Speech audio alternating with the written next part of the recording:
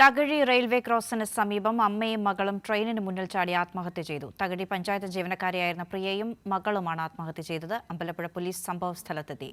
ഷാജഹാൻ വിവരങ്ങൾ നൽകാനുണ്ട്. ഷാജഹാൻ, എന്താണ് സംഭവിച്ചത്? ഏതാണ്ട് അല്പസമയം മുൻപാണ് സംഭവം ഉണ്ടായത്.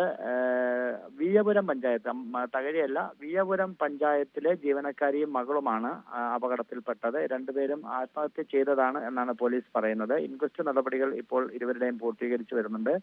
പ്രിയയും 13 വയസ്സ് മാത്രം പ്രായമുള്ള മകളുമാണ് ട്രെയിനിന് മുന്നിൽ ചാടി ആത്മഹത്യ ചെയ്തത്.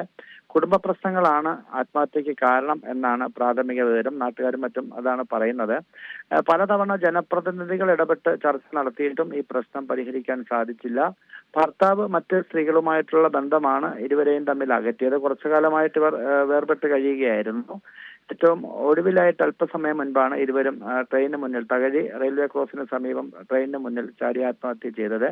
വിയ്യപുരം പഞ്ചായത്ത് ജീവനക്കാരിയാണ് മരിച്ച പ്രിയ. യെസ്, ഷാജഹാനാണ് ആലപ്പുഴയിൽ നിന്ന് വിവരങ്ങൾ നൽകിയത്.